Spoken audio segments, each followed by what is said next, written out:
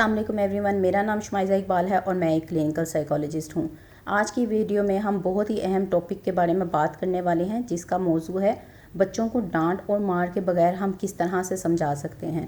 میں آپ کے ساتھ صرف ایک ٹیکنیک شیئر کروں گی جس سے آپ بہت ایزیلی بچوں کو مار اور ڈانٹ کے بغیر بچوں میں بآسانی ہر قسم کی بات ان کو تک پہنچا سکتے ہیں اور ان سے وہ کام کروا بھی سکتے ہیں۔ جتنی زیادہ نئی نئی تحقیقات آتی جا رہی ہیں اس میں کہ ہماری ایک تھیراپی کا نام ہے، اس کا نام ہے NLP، مطلب کہ نیورو لنگوسٹک پروگرامنگ۔ ہمارا ذہن جو نیورونز پر مشتمل ہوتا ہے وہ کس طرح سے کام کرتا ہے۔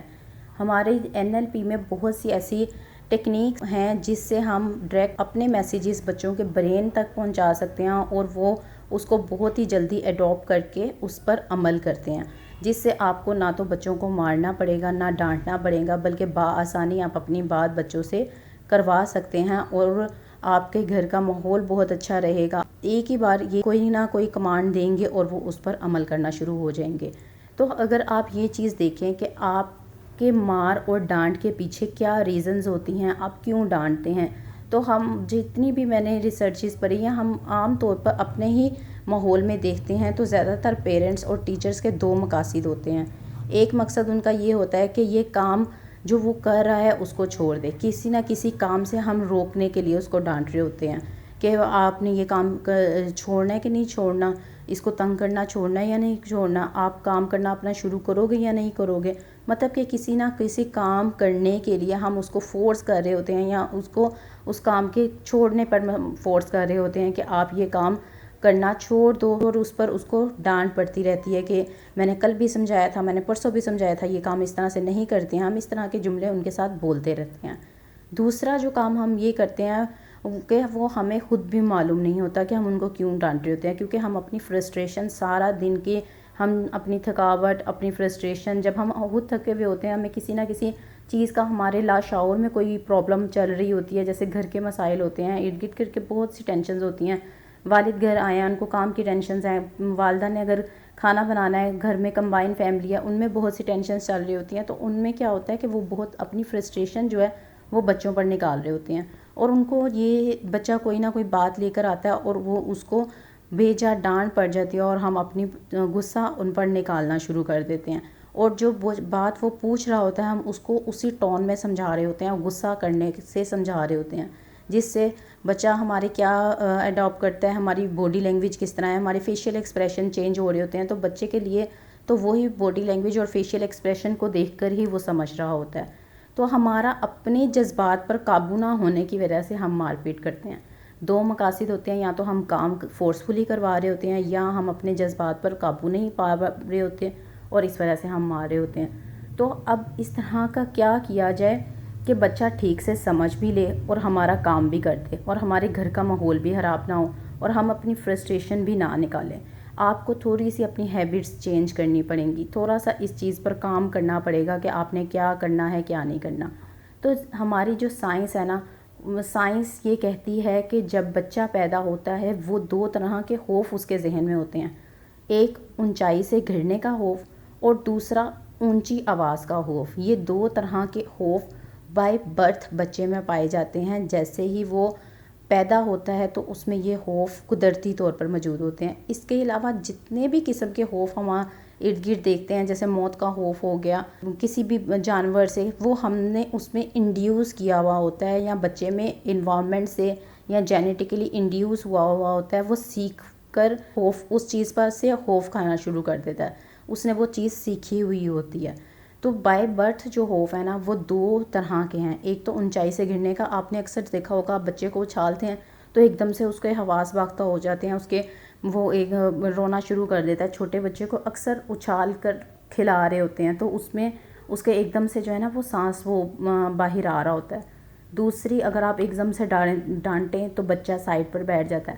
تو اب اس کے پیچھے کیا لاجک ہے؟ ایک تو ہماری جب ہم اونچی آواز میں کسی سے بات کرتے ہیں نا تو ہمارے جو 5 سینسز ہیں نا، مطلب کہ ہماری سونگھنے کی حس، ہمارے دیکھنے کی حس، ہماری سننے کی حس، ہمارے ٹچ کرنے کی حس، یہ فریز ہو جاتے ہیں۔ مطلب کہ ہمارا یہ کمیونیکیشن نیٹ ورک ہے، ہم اپنے سینسز کے ذریعے سے کمیونیکیٹ کرتے ہیں، انوائرمنٹ سے کمیونیکیٹ کرتے ہیں، وہی ہمارا ختم ہو جاتا ہے اونچی آواز جب بھی بچہ سنتا ہے تو اس کی کمیونیکیشن ہو ہی نہیں سکتی، اس کے وہ سارے سینسز جو ہیں وہ فریز ہو جاتی ہیں۔ ہماری سائنس کے مطابق اس کے سینسز جب وہ فریز ہو جاتے ہیں، کیا آپ یہ چیز سمجھ سکتے ہیں کہ اگر ایک انسان کے ایک دروازے کو ہم بند کر دیں تو کیا ہم اس دروازے سے اندر جا سکتے ہیں؟ نہیں نا۔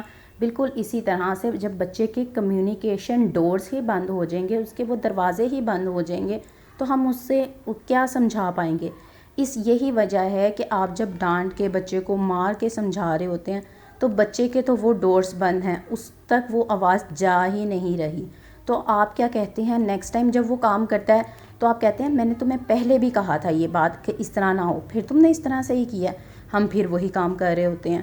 یہ وجہ ہوتی ہے کہ بچہ بار بار وہی کام کر رہا ہوتا ہے۔ کمیونیکیشن، یہاں میں اگر آپ سے کمیونیکیشن کے بارے میں بات کر رہی ہوں کہ بچے کے کمیونیکیشن پارٹس جو ہیں وہ بند ہو جاتے ہیں، تو ہم یہ دیکھتے ہیں کہ کمیونیکیٹ بچہ کرتا کس طرح سے ہے، وہ کتنی طرح کی کمیونیکیشن کس طرح سے ہم سے دیکھ رہا ہوتا ہے۔ ہماری جو باڈی لینگویج ہوتی ہے نا، سائنس کے مطابق ساری میں بات آپ سے کر رہی ہوں کیونکہ ریسرچز جس بات پہ ایگری کر رہی ہیں تو ہم تو وہی چیزیں دیکھیں گے نا۔ ریسرچز کے مطابق جو ہماری باڈی لینگویج ہوتی ہے نا، وہ ہمارے کمیونیکیشن کا 55% رول پلے کر رہی ہوتی ہے۔ مطلب کہ جو بچہ سب سے پہلے ہمیں دیکھتا ہے اور دیکھ کر ہمیں نوٹ کرتا ہے، بچہ اکثر کہہ رہا ہوتا ہے نا دوسرا بچہ آج ماما غصے میں ہے، اسکول سے آتے ہی بچے کے ہمارے فیشیل ایکسپریشنز، ہم باڈی لینگویج دیکھتے ہیں تو وہ کہتے ہیں یہ ابھی بات نہیں کرنی ہے، ماما غصے میں ہے یا بابا غصے میں ہے، اس طرح کر کے بچے بات کر رہے ہوتے ہیں۔ تو ہماری جو باڈی لینگویج ہے نا وہ 55% رول پلے کر رہی ہوتی ہے۔ 7% رول ہمارے ورڈز کا ہوتا ہے کہ ہم کیا بچوں سے بات کر رہے ہیں، بچے اس کو اپنے ذہن میں کس طرح سے لے کر جا رہے ہیں، وہ رول صرف اور صرف 7% ہوتا ہے۔ اور تیسرا جو ہے وہ 38% ہمارے لہجے، ہماری آواز کا رول ہوتا ہے۔ ہماری آواز بہت زیادہ اونچی ہے، نیچی ہے، درمیانی ہے، ہم کس لہجے میں بات کر رہے ہیں یہ بہت اہم ہے اس وقت کے لیے۔ یہ 3 کمیونیکیشن سورسز ہیں جس سے بچے نے لرن کرنا ہے، جس سے بچے نے سیکھنا ہے۔ اونچی آواز سے اگر ہم بات کریں گے تو اس کے کمیونیکیشن فریز ہو جائیں گے، اس کا مطلب ہے ہماری آواز اور لہجے کا رول بہت زیادہ اہم ہوگا۔ اب یہاں اگر ہم صرف اور صرف اپنی آواز پر کام کر لینا تو بچہ اس چیز سے سیکھ لے گا۔ میں ایک جملے سے آپ کو ایگزامپل دیتی ہوں کہ ہماری لہجے، ہماری آواز کا رول کتنا زیادہ اہم ہوتا ہے۔ یہاں اگر میں ایک بچے کو یہ کہتی ہوں آپ یہ کام کریں گے، تو اس میں کیا بات ہے کہ میں اس سے ایک نارمل فلو میں بات کر رہی ہوں، اور اگر آپ میرے جملے پر غور کریں اور اس کو سمجھیں تو میں بہت آرام سے دھیمے لہجے میں بات کر رہی ہوں۔ اب دوسرا میرا طریقہ کیا ہوگا، آپ یہ کام کریں گے، مطلب کہ میری ٹون، میری آواز میری تھوڑی سی اونچی ہو گئی ہے، اور اس میں اگر آپ یہ چیز دیکھیں، اب دونوں طرح کے جملے کو سمجھنا ہے آپ نے۔ ایک میں یہ کہہ رہی ہوں آپ یہ کام کریں گے، اور دوسرا میں یہ کہہ رہی ہوں آپ یہ کام کریں گے۔ مطلب کہ اگر میں اونچی آواز سے بات کر رہی ہوں، میرا جو بات کرنے کا سٹائل ہے وہ ایک کوسچننگ میں آ رہا ہے، میں اس سے پوچھ رہی ہوں آپ یہ کام کریں گے، بچے کے ذہن میں ایک دم سے یہ آتا ہے کہ میں ان سے سوال کر رہی ہوں، اور اس سے کوسچننگ جب ہم کرتے ہیں تو اس کو بچہ ہاں یا نا میں جواب دے گا، اب اس کی اپنی مرضی ہے وہ کام کرے یا نہ کرے۔ جو دوسری میری ٹون ہے آپ یہ کام کریں گے، تو میں اس کو یہ اگر میرے لہجے سے کیا پتہ لگ رہا ہے، میں اس کو ایک کمانڈ دے رہی ہوں، ایک حکم دے رہی ہوں۔ تو جب آپ یہ ایک کمانڈ کے طور پر بات کرتے ہیں نا تو اس کے پاس کوئی چوائس ہی نہیں رہتی، آپ نے یہاں بچے کو چوائس دی ہی نہیں ہے۔ یہی بات ہے جب آپ نے بچوں سے بات منوانی ہوتی ہے تو آپ نے اپنی ٹون کو بہت ہلکا رکھنا ہوتا ہے، اور آپ نے اسی وے میں بات کرنی ہوتی ہے۔ بچے سے کوشش کریں کہ بات اسی ٹون میں کریں تاکہ آپ کی بات زیادہ سے زیادہ اس کے ذہن میں جائے۔ بچے کے اندر بیہیویئر کو اگر کوئی ختم کرنا ہے تب بھی آپ یہی کر سکتے ہیں، مطلب کہ آپ نے کوئی بھی کام منوانا ہے، کوئی بھی بات منوانی ہے، بچے سے کام کروانا ہے، آپ اسی ٹون میں بات کریں، بچہ آپ کی بات سمجھے گا، اس کے ذہن میں ایفیکٹیولی یہ بات جائے گی اور وہ جلدی سے یہ کام کر لے گا۔ اس کے ساتھ آپ نے یہ ایک چیز کا دھیان رکھنا ہے کہ بچے کو کے صرف بیہیویئر کو آپ نے نوٹ کرنا ہے۔ آپ نے یہ کوشش کرنی ہے کہ جس وقت بچہ غلطی کر رہا ہے اس وقت بچے کو کچھ نہیں کرنا۔ ہماری غلطی کہاں ہوتی ہے، جیسے ہی بچہ غلطی کرتا ہے ہم ادھر ہی بچے کو کہتے ہیں دیکھا نا یہ کام میں نے تمہیں کہا بھی تھا، اس طرح نہیں کرنا، اس طرح کرنا تھا. وہیں پر ہم ٹوک لگاتے ہیں، وہیں پر ہم اس کو کہتے ہیں اور وہیں پر ہم ڈانٹنا شروع کر دیتے ہیں. ہم یہ چیز نہیں دیکھتے کہ 4 لوگ بیٹھے ہوئے ہیں، 8 لوگ بیٹھے ہوئے ہیں، ہم بچے کو کسی کے سامنے کہنا ہے یا نہیں کہنا. اس میں کیا ہوتا ہے، ایک تو اس کے کمیونیکیشن ڈور سلو ہو جاتے ہیں، دوسرا اس کو وہ تانا لگ رہا ہوتا ہے کہ یہ دیکھو مجھے اس طرح سے کہا ہے، اور وہ شیم فیل کر رہا ہوتا ہے. آپ نے کیا کرنا ہے کہ آپ نے کوشش کرنی ہے کہ اس ٹائم کو آپ یوں ہی پاس آن کر دیں. کچھ دیر کے بعد جب وہ وقت گزر جائے بچے کو اپنے پاس بلائیں، تنہائی میں بچے سے بات کریں اور اس کو وہ سمجھائیں کہ میں نے آپ سے اسی طرح سے کہا تھا، آپ نے یہ کام اس طرح سے نہیں کرنا، یہ بات اس طرح سے نہیں کرنی ہے. یہاں کیا ہوگا کہ آپ کی فرسٹریشن بھی نہیں نکلے گی.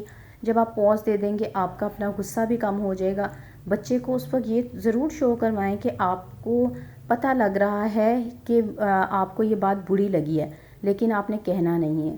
یہاں کیا ہوگا، آپ 2 میسیجز دے رہے ہوں گے بچے کو کہ آپ نے اس کا دھیان بھی رکھا ہے. منہ سے نہیں آپ بول رہے ہوں گے لیکن آپ یہ ضرور شو اس کے ساتھ کر رہے ہوں گے کہ آپ نے اس کا دھیان رکھا ہے، آپ نے کسی کے سامنے کہا نہیں ہے. یہ چیز بہت جلدی پک کرے گا کہ ماما نے مجھے اس طرح سے سمجھایا یا بابا نے مجھے اس طرح سے سمجھایا. تو آپ نے جب بھی بچے کو کہنا ہے وہ بہت دھیمے لہجے میں کہنا ہے اور اپنی باڈی لینگویج کا خاص دھیان رکھنا ہے. آپ نے آئی کانٹیکٹ جب بچے کو سمجھائیں یا بچے سے بات کریں تو اس میں آئی کانٹیکٹ کا بہت دھیان رکھیں. ادھر ادھر دیکھ کے بات نہ کریں. بچے کو ایسا لگتا ہے کہ شاید مجھے اگنور کر کے ابھی بھی غصے میں ہیں، مجھے اگنور کر کے بات کر رہے ہیں. کوشش کریں آپ کا آئی کانٹیکٹ مینٹین ہو، آپ کا لیول ایک جیسا ہو. آپ بیٹھے ہوئے ہیں، بچہ بھی بیٹھا ہوا ہے. اس طرح نہ ہو کہ آپ بیٹھے ہوئے ہیں اور وہ بچہ کھڑا ہوا ہے. اس سے ایسا فیل ہوتا ہے بچے میں ایکویلٹی نہیں لگ رہی ہوتی ہے. ان کو اسی طرح سے لگے کہ آپ نے فرینڈلی وے میں ہی ان کو سمجھایا. تو دیکھیے گا آپ یہ پریکٹس 1 مہینے تک کریں اور اس کے بعد آپ مجھے فیڈ بیک ضرور دیں اور مجھے بتائیں کہ کیا آپ کے بچے کے بیہیویئر میں چینجز آئی ہیں یا نہیں آئی. ایک بیہیویئر کو پکڑیں، اس کو اس طرح سے کریکٹ کرنا شروع کریں، پھر دوسرا بیہیویئر پکڑیں، اس طرح سے کریکٹ کرنا شروع کریں. آہستہ آہستہ دیکھیں گے بچہ اسی طرح سے مولڈ ہوتا جائے گا. کام تو ہم بگاڑ چکے ہوتے ہیں. ابھی بہت سے مجھے میسیجز یہ آئیں گے، جیسے انسٹاگرام پہ مجھے میسیجز آئیں گے جب میں ویڈیو شو کروں گی تو وہ کہیں گے کہ بچہ اب تو ہمارا یہ بچہ اس طرح سے ہو چکا ہوا ہے، مطلب وہ چیختا ہے، چلاتا ہے، یہ کام کرتا ہے، وہ کام کرتا ہے. تو ہم کیا کریں، ایک بیہیویئر پکڑیں، اس پر کام کریں اور اس کے بعد اس کا رزلٹ شو کریں. جب اس طرح سے آپ آہستہ آہستہ کرتے جائیں گے تو بچے کے سارے بیہیویئرز مولڈ ہو جائیں گے. وقت تو لگے گا. اگر بچہ 9 سال کا ہے اور 9 سال کا عرصہ آپ نے اس کو خراب کرنے میں لگایا، اب یہ تو ہوگا، اب کم سے کم 1 سے 2 ماہ تو آپ اس کو ٹھیک کرنے کی طرف لے کے جائیں. اس کا ایک ایک بیہیویئر ٹھیک کریں. آہستہ آہستہ آپ دیکھیں گے شروع میں 1-2 بیہیویئرس میں آپ کو تنگی ہوگی، لیکن اس کا تیسرا بیہیویئر، چوتھا بیہیویئر، آہستہ آہستہ جو اس کے بعد والے بیہیویئرس ہوں گے وہ جلدی مولڈ ہو جائیں گے. امید ہے آج کی ویڈیو آپ کو اچھی لگی ہوگی. ویڈیو اچھی لگی ہے تو اس کو لائک اور شیئر ضرور کریں اور چینل کو سبسکرائب کرنا نہ بھولیے گا. اس کے ساتھ ہی مجھے اجازت دیں. اپنا بہت سا خیال رکھیں، اپنی دعاؤں میں مجھے یاد رکھیے گا. Take care. اللہ حافظ.